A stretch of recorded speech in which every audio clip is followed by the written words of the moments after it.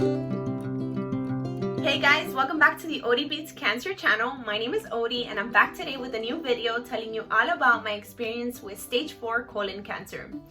A couple months ago, I posted a video telling you about my experience, about my symptoms, and let's just say the internet came for my birds.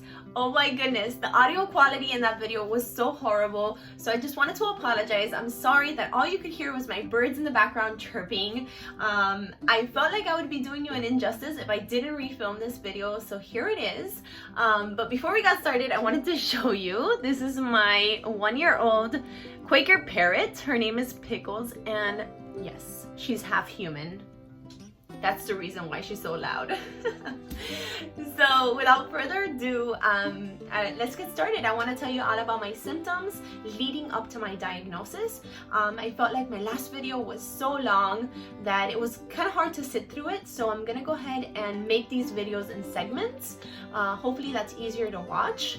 And so this particular video is going to talk about my symptoms leading up to my diagnosis on July 31st, 2019. Thanks for watching. Let's get started.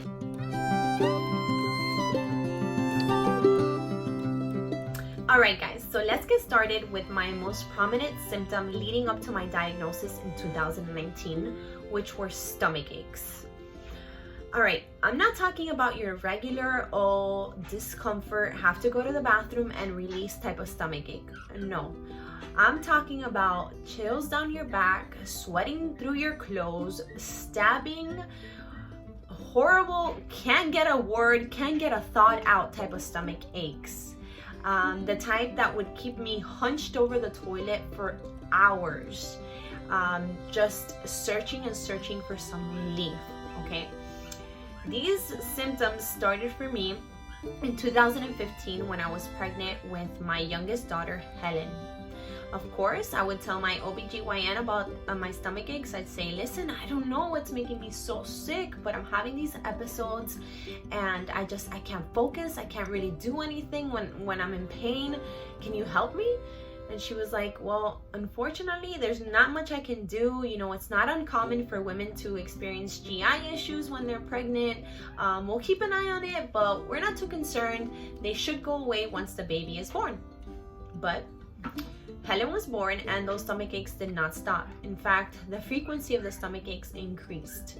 And what was so frustrating is that I couldn't figure out what exactly was making me so sick. There was no pattern, there was no common denominator. I continued to have these stomach aches up until my diagnosis in July 2019. They were frequent. Sometimes I would be in the bathroom for hours. I wasn't necessarily, releasing anything. I wasn't actually going to the bathroom, if you will, for lack of a better way to put it. But I just found so much comfort in sitting hunched over in the toilet, kind of hugging my abdomen.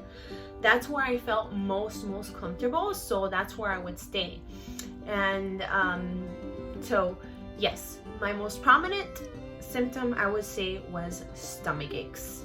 I started to see my physician about it. I started to see my primary doctor, and I continued to tell him about these stomach aches.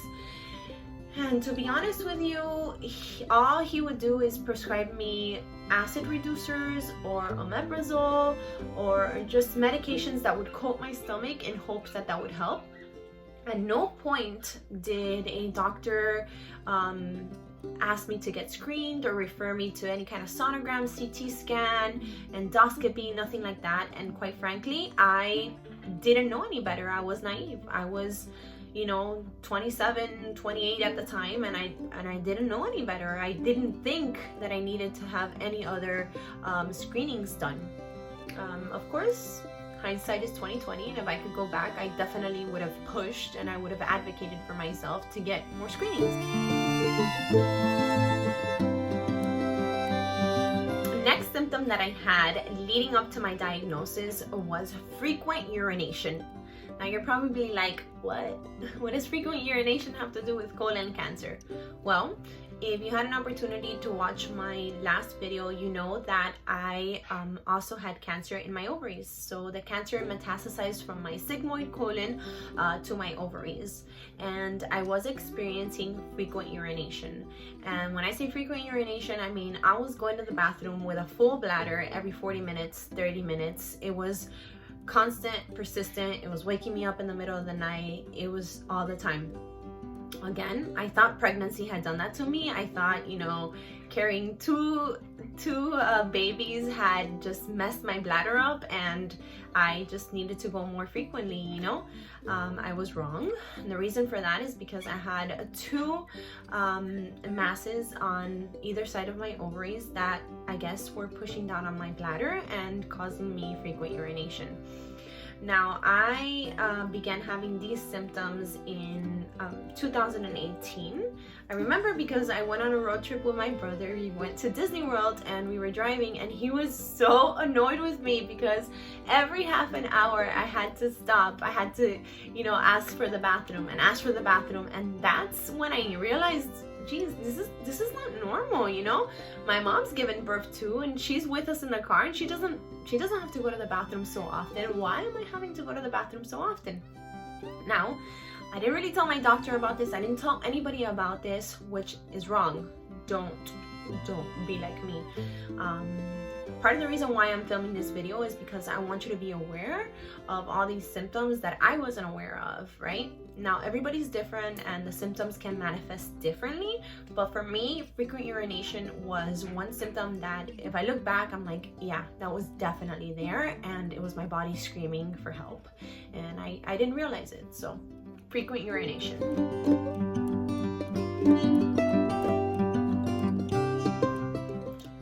Okay. Fatigue, feeling tired all the time. Leading up to my diagnosis in 2019, I remember having such a difficult time waking up in the morning, such a difficult time getting through the day, such a difficult time working out. Everything felt like a drag. I felt like I was pulling weights, you know, all day long. I was living off of caffeine. I was just tired, you know. I remember my commute to work was about 30 minutes, and I would have to fight myself to not fall asleep at red lights. And toward the end, right before I was diagnosed, I remember like it not making sense because yes, I was working full-time, and yes, I am a full-time mother, and I have a busy schedule, but it made no sense to me because I was sleeping 10-12 hours a night, and I would wake up and I was still so tired, so fatigued. I mean, I would have bags under my eyes. I needed coffee all the time, which, by the way, the coffee would mess up my stomach and it would upset my stomach, but I mean, I would just deal with it because I needed the caffeine that badly. So yeah, feeling tired all the time. Like even a good night's sleep wouldn't do it for me.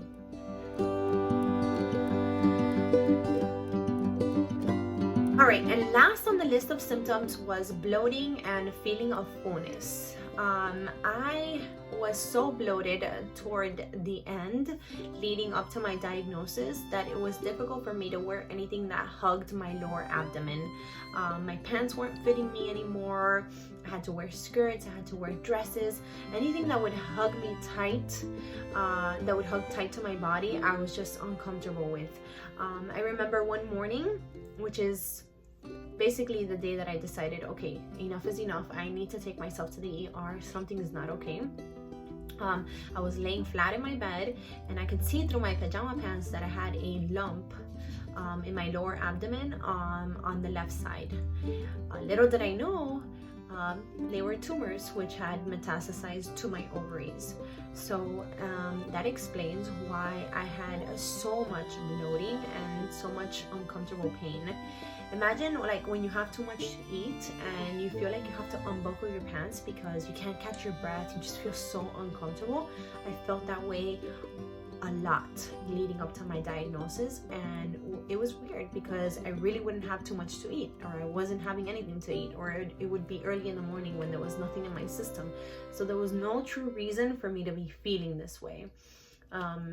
Yes, that was another major symptom for me.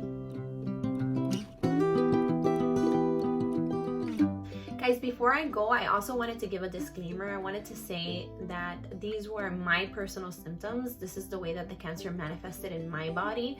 It can be different for everybody. Some people experience a lot of symptoms while others don't even experience anything at all.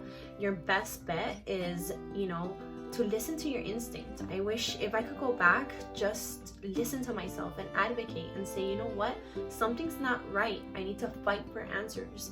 Don't ever accept the "you're too young," kind of approach. You're not too young. Look at me. I had no family history, and here I am sitting on the other side of a stage 4 metastatic colon cancer diagnosis. So push until you get answers. Definitely, if you're over 40 or 45 years old and you have family history, or just out of protocol, you need to be getting your colonoscopies.